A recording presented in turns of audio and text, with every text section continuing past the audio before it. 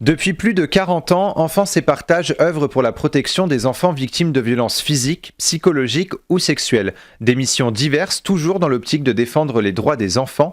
Et pour en parler avec nous, je reçois aujourd'hui Marie-Pierre Colombel, présidente d'Enfance et Partage. Bonjour et bienvenue sur Sensation.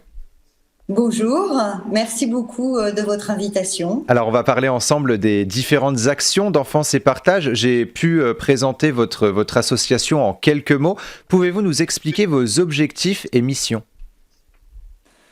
Enfance et Partage traite les violences faites aux enfants dans sa globalité, avant, pendant et après. Donc avant, c'est tout ce qui concerne la prévention. Pendant, c'est l'accompagnement juridique et psychologique. Et après, c'est tout le travail qu'on peut faire avec les institutionnels, les journalistes. Voilà, comment est-ce qu'on peut aussi influencer sur la législation. Alors vous défendez les droits des enfants et œuvrez contre toute forme de violence à l'égard des enfants. La France a vécu 2 confinements et comme pour les violences conjugales faites aux femmes, les violences faites aux enfants ont augmenté pendant ces 2 périodes. Quelles ont été vos actions pour accompagner et venir en aide aux enfants victimes de violences intrafamiliales pendant ces 2 périodes de confinement ? Alors on a doublé notre capacité d'écoute. Je vous fais grâce de tout ce qui était fonctionnel, technique, c'est-à-dire que comme on a un numéro vert anonyme et gratuit, il a fallu que tout le monde a travaillé en télétravail. Il a fallu déjà, dans un premier temps, se mettre aux normes pour que les personnes puissent travailler de chez elles. À partir de là, on a pu, donc, je vous disais, doubler notre plage d'écoute, c'est-à-dire qu'il y avait plusieurs personnes sur toute une journée. D'ailleurs, nous avons eu effectivement une hausse considérable d'appels.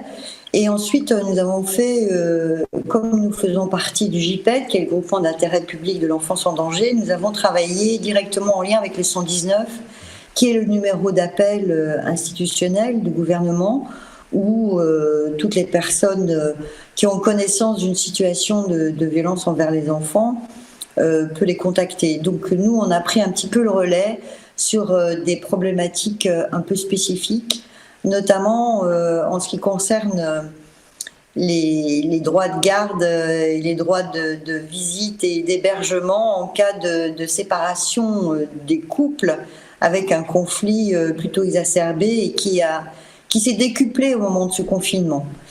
Voilà, donc ça a été une première chose sur notre siège. Après, dans les comités, puisque nous avons 18 comités répartis sur toute la France, nous avons fait du transfert d'appels tout simplement.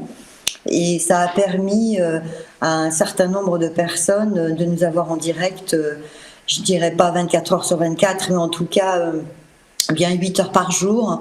Et ça a permis, si vous voulez, d'être là, d'être présent, d'écouter, comme bien souvent on peut le faire quand on est en présentiel, mais aussi donner des conseils, orienter et pouvoir rassurer toutes ces personnes qui se trouvaient en difficulté pendant ce confinement. Et que risquent les auteurs de violences envers un enfant ? Alors ça dépend de la qualification des faits. On peut être soit en délictuel, soit en crime.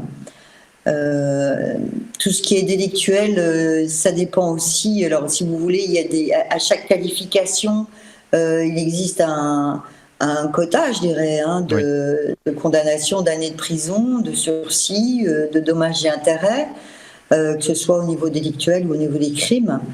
Voilà, ce qui risque une personne qui fait subir des violences à des enfants. Et certains entendent à travers les murs des bruits, des cris ou encore des pleurs.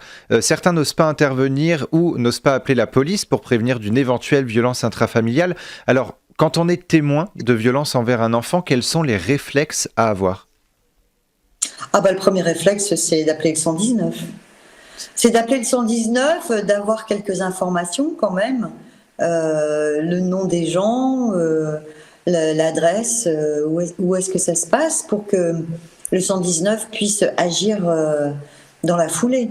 Mais c'est le premier réflexe que doit avoir toute personne qui a des doutes sur la situation d'un enfant qui peut être en difficulté envers ses parents. C'est d'appeler le 119.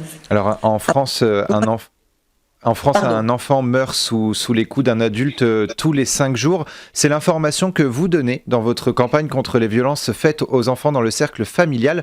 On écoute un extrait et on en parle juste après.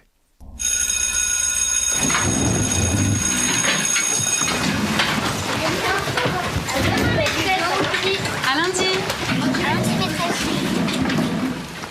Paul, Oui, ça va? oui, ça va. Ça va, Paul? Oui, ça va.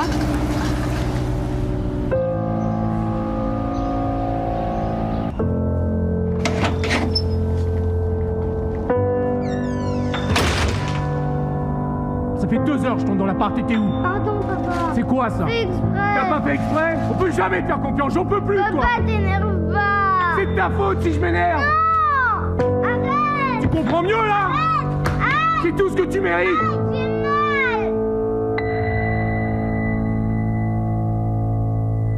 Alors dans le clip qu'on a entendu à l'instant et qu'on peut voir sur votre site Enfance et Partage, c'est l'histoire finalement d'un enfant qui dit toujours ça va, mais lorsqu'il rentre chez lui, il est victime de violences intrafamiliales. Pourquoi est-il encore difficile aujourd'hui de déceler certaines violences intrafamiliales et pourquoi les enfants restent encore si silencieux face à cette violence ? Souvent, les enfants, ils sont dans un conflit d'intérêts. Un enfant, il vous dira jamais que ça ne va pas parce qu'il aime ses parents.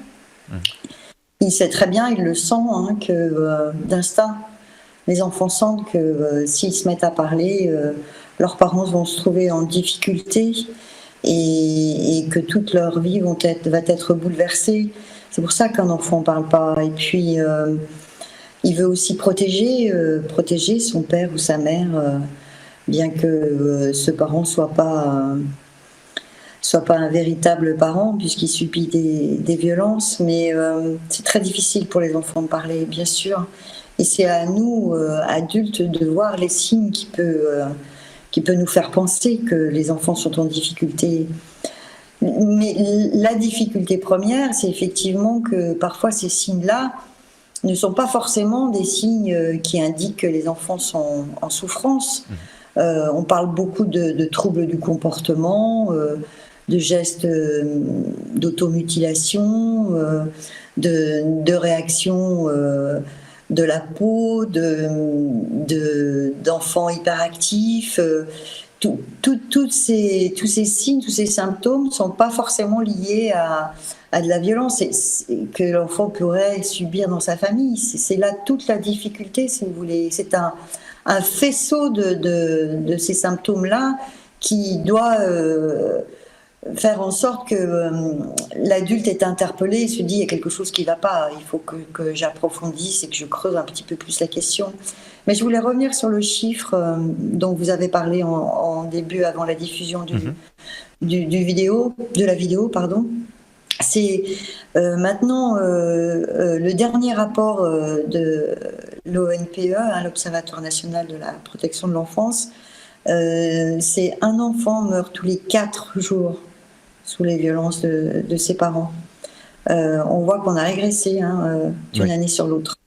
Et sur votre site Enfance et Partage, vous indiquez qu'en 2017, 23 000 enfants ont été victimes de violences sexuelles, 143 000 sont exposés à des violences conjugales chaque année.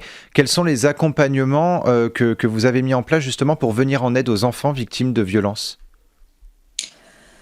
Alors je dirais que le premier accompagnement, c'est l'accompagnement juridique. Cet accompagnement juridique, c'est expliquer aux familles la procédure. Parce que pour un citoyen lambda, une procédure judiciaire, c'est compliqué.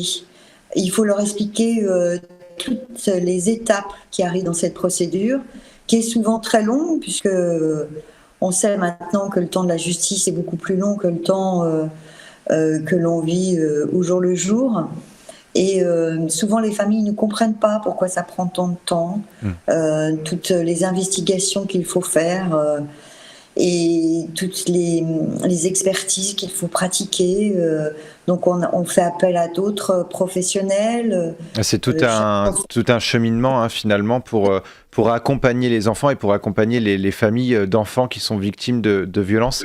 Merci beaucoup Marie-Pierre Colombel d'avoir été avec nous sur Sensation. Si vous êtes victime de violences intrafamiliales, un numéro existe, c'est le 119. Et pour revoir ou réécouter cette émission, rendez-vous sur notre site et application Radio Sensation.